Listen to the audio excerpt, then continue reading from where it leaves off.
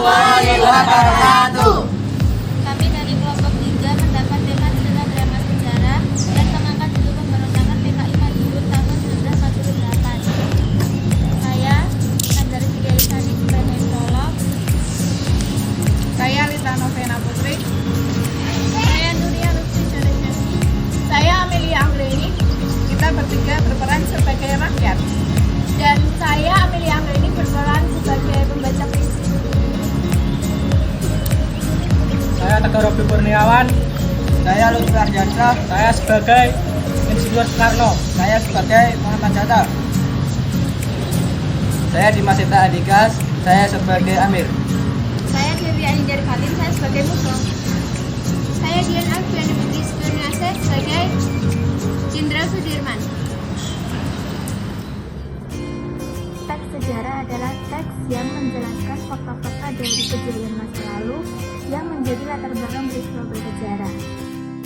Ciri teks sejarah yang pertama, disajikan secara kronologis dan memiliki urutan peristiwa atau urutan kejadian yang jelas. Yang kedua, bentuk teks berupa teks cerita sejarah atau dikon. Yang ketiga, memiliki struktur teks secara umum berupa orientasi, urutan peristiwa, dan reorientasi. Yang keempat, sering memakai konjungsi temporal. Yang kelima, berisikan sebuah fakta yang sudah terjadi di masa lalu. Teks sejarah dibagi menjadi dua jenis, yaitu teks sejarah fiksi dan teks sejarah non-fiksi.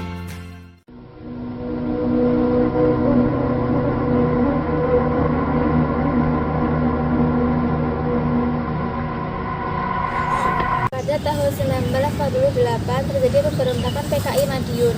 Cerita berawal dari perjanjian Linggarjati yang tidak disetujui oleh Amir dan Musso. Musso adalah seorang politis yang baru pulang dari Uni Soviet dan dia berencana akan menyebarkan ajaran komunis di Indonesia. Dalam perjanjian Linggarjati, kita menyepakati pihak Belanda dan Indonesia sepakat membentuk negara Republik Indonesia Serikat. Apa Soekarno? Apa kita tidak menjadikan negara kita sebagai negara kesatuan? Begini ya, sebenarnya saya ingin negara Indonesia bersatu. Untuk sekarang ini, kita percayakan dahulu kepada pihak Belanda. Mengapa kita harus percaya kepada Belanda? Belanda adalah negara yang menjajah negara Indonesia. Lebih baik kita menjadikan negara ini menjadi negara komunis. Benar, lebih baik seperti itu daripada kita terus-menerus dijadikan boneka oleh Belanda. Negara kita adalah negara kesatuan, tidak ada komunis. Benar itu. Lagi pula semua rakyat Indonesia masih mempunyai Tuhan yang Maha Esa. Tuhan, jika Tuhan ada, mengapa dia membuat negara kita terus terjajah? Dia pun tidak adil. Mengapa negara lain merdeka sedangkan kita tidak? Jangan salahkan Tuhan. Semua ini sudah ditakdirkan. Yang harus kita lakukan adalah berdoa dan berusaha agar kita dapat mengusir penjajah dari bumi pertiwi ini. Komunis lebih baik. Hanya ini satu-satunya cara. Bila kau tidak menginginkannya, biarlah saya dan pengikut saya yang akan menghancurkan pemerintahanmu. Dan negara ini akan takluk di tangan saya. Dasar bodoh kau, komunis hanyalah membuat negara kita hancur. Bukan Hatta, justru kalian yang bodoh.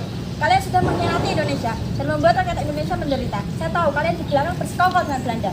Suatu hari nanti kita akan buktikan kepada kalian bahwa kita yang benar. Ayo kita pergi dari sini. Amir dan Musso menyebarkan fitnah bahwa Insinyur Soekarno dan Muhammad Hatta bersekongkol dengan Belanda dan sengaja membuat rakyat menderita.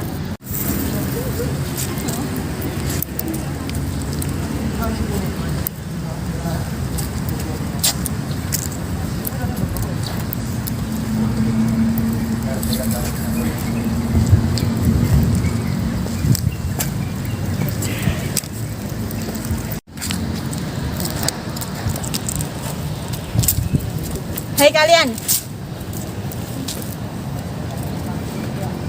dengarkan saya. Soekarno-Hatta telah membuat kita menderita. Benar, mereka telah bersekongkol dengan Belanda. Yes. Sementara itu, Insinyur Soekarno dan Muhammad Hatta mendapat hinaan dari rakyat karena fitnahan yang disebarkan oleh Musso. Tetapi Soekarno dan Hatta tetap tegar dan akhirnya mereka bisa membuktikan bahwa semua itu kebohongan belaka. Untuk lebih lanjutnya, kita saksikan kelanjutannya.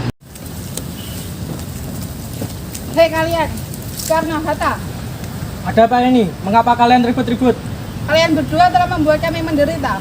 Semua berita yang telah disebarkan Musso dan anak buahnya itu semuanya bohong. Itu benar, mereka sudah memfitnah kami. Apa buktinya kalau itu semua bohong? Apa kalian lupa dengan perjuangan selama ini? Mana mungkin saya mengkhianati negeri ini? Tolong percayalah pada kami. Maafkan kami terlalu lupa kita terhasut oleh musuh. Bung Karno, bagaimana ini? Fitnah musuh telah menyebar hampir ke semua rakyat. Ini tidak bisa dibiarkan. Mereka pasti sedang menyiapkan rencana untuk meruntuhkan pemerintahan kita. Jenderal Sudirman, Siap, Pak. tolong siapkan pasukan untuk melawan pasukan PKI Madiun. Siap, Pak. Sekali merdeka, tetap merdeka. Merdeka! Pasukan Siliwangi pergi hijrah ke kota Madiun. Sementara itu musuh sudah berencana agar daerah Madiun dijadikan basis gerilya.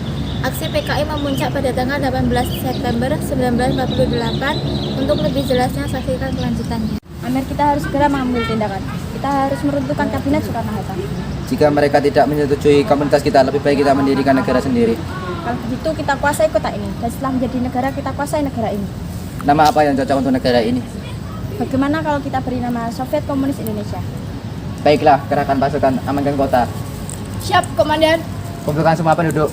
Siap, Komandan. Baik, hari ini adalah hari yang bersejarah bagi Partai Komunis Indonesia. Setelah tentara PKI mengumpulkan penduduk setempat, mereka pun berkumpul. Lalu musuh mengumumkan negara Soviet Komunis Indonesia. Hari ini 18 September 1948.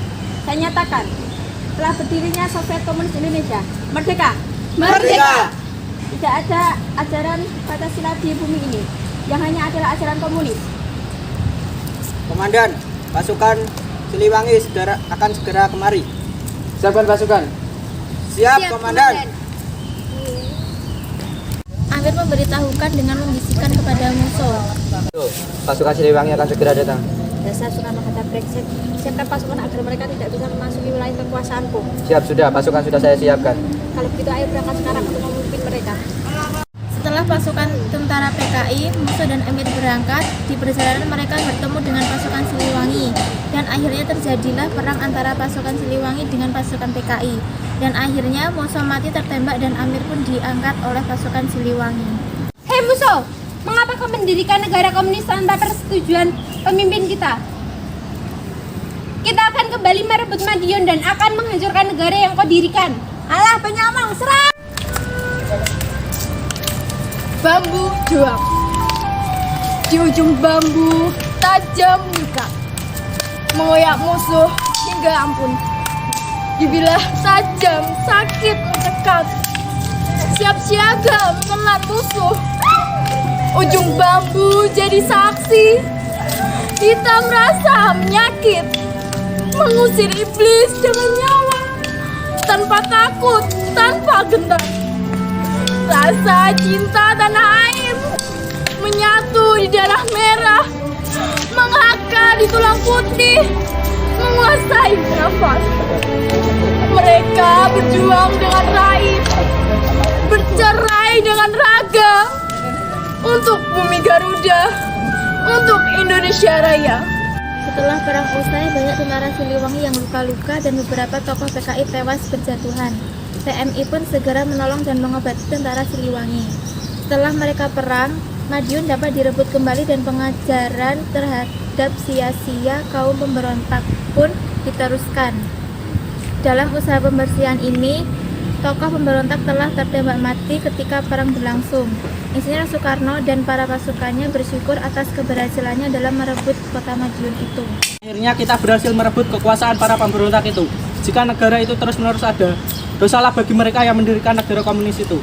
Syukurlah, semuanya telah selesai. Tinggal bagaimana kita mengatasi Amir Syarifuddin. Kita tidak bisa mengadili dia agar komunis musnah. Kita hukum mati saja dia. Saya kurang setuju kalau dia harus dihukum.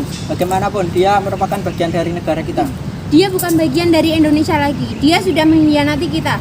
Lebih baik dia dihukum sesuai dengan apa yang diperbuat. Benar, hanya dengan hukuman mati dia bisa membayar perbuatannya. Baiklah, mungkin ini keputusan yang terbaik. Bawa Amir kemari. Siap.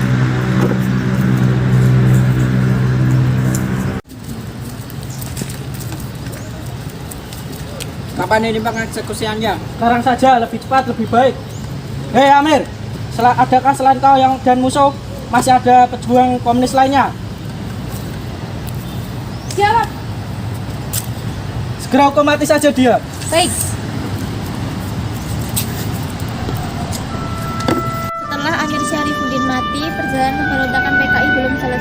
tapi perjalanan pemberontakan PKI di Madiun telah selesai dan Madiun pun dapat direbut kembali.